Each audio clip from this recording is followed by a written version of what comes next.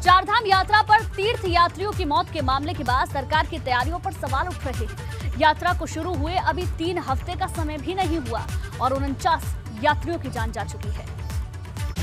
उत्तराखंड की चारधाम यात्रा पर तीर्थ यात्रियों की मौत का बढ़ता आंकड़ा सरकार की तैयारियों पर सवाल उठा रहा है।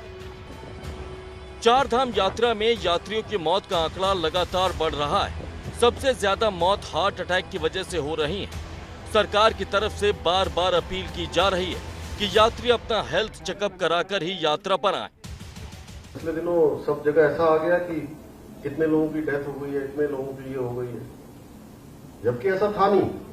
हमने फिर अखबार में बोला, हमने अपने मीडिया में बोला, सभी में मैंने बोला कि एक भी डेथ हमारी जो है उसके कारण से नहीं हुआ। जहां भी मुझे आजकल बोलने को मिल रहा है, मैं वहां सबसे देशवासियों से सबसे अनुरोध कर रहा हूं कि जो मेडिकली फिट नहीं है वो कृपा करके अभी यात्रा शुरू न करें। यात्रियों को सबसे ज्यादा परेशानी केदारनाथ धाम की यात्रा पर आ रही है।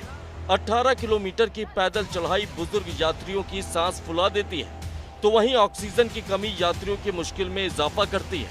शासन की तरफ से सभी यात्रियों से अपील की गई है कि वो अपने स्वास्थ्य को लेकर बिल्कुल भी कोताही न बरतें।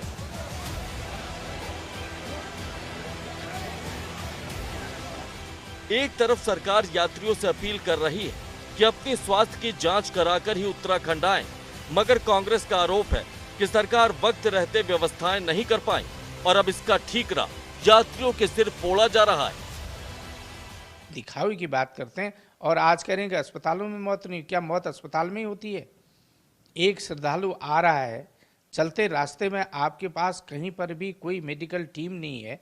आप जगह जगह 500 मीटर के बाद केदारनाथ में अगर आदमी पैदल यात्रा कर रहा है, सरकार अच्छा होता 500 मीटर में कुछ मेडिकल कैंप लगाती, मेडिकल सुविधाएं उपलब्ध कराती, तो हम कहते कि सरकार ने कुछ व्यवस्थाएं कर रखी है। आप बताइए, गौरीकुंड से लेकर केदारनाथ के बीच में कहीं कोई मेडिकल टीम नहीं है, पानी की व्यवस्था नहीं है।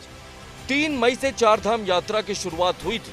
यात्रा शुरू होते ही कई राज्यों से तीर्थ यात्री उत्तराखंड पहुंचने लगे, मगर यात्रियों की बढ़ती भीड़ की वजह से व्यवस्थाएं चरमराने लगी।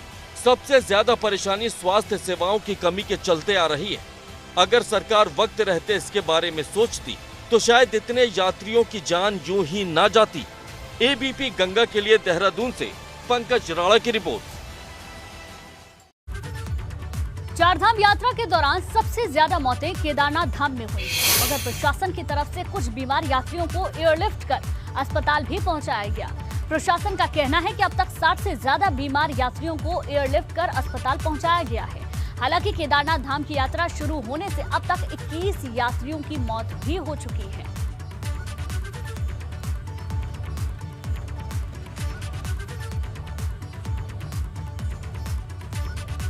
तो आपको बता दें, केदारनाथ यात्रा पर अभी तक सबसे ज्यादा लोगों की जान गई है।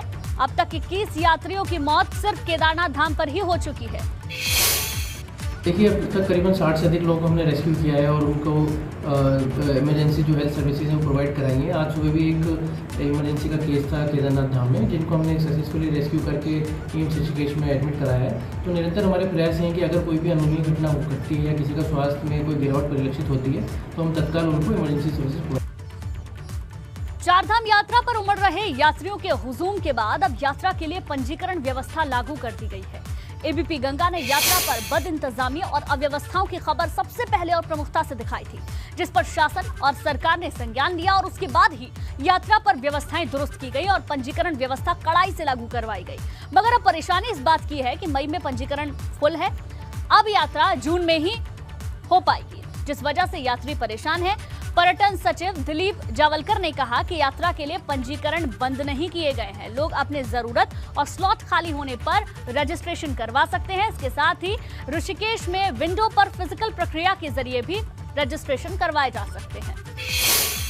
22 तारीख से जब यात्रा चलेगी तो वहाँ पर आपको डेली के वहाँ पर 5000 के करीब पैसेंजर या श्रद्धालुओं के लिए बुकिंग ओपन की गई है अभी के लिए। तो उसमें ये ज़रूर ये आएगा कि कुछ लोग उतने हद तक जो है लोग ज़रूर रास्ते पर मिलेंगे, वो वही लोग होंगे जो जिनको होटल चाहिए होंगे, उनको और कोई सुविधाएं चाहिए होंगी, गाड़ियाँ चाहिए होंगी, तो ऑफकोर्स इतना जो है वो लोड बढ़ेगा। लेकिन ओवरऑल यात्रा का जब हम लोग संख्या देखते हैं तो उसके हिसाब से ये संख्या काफ़ी कम है।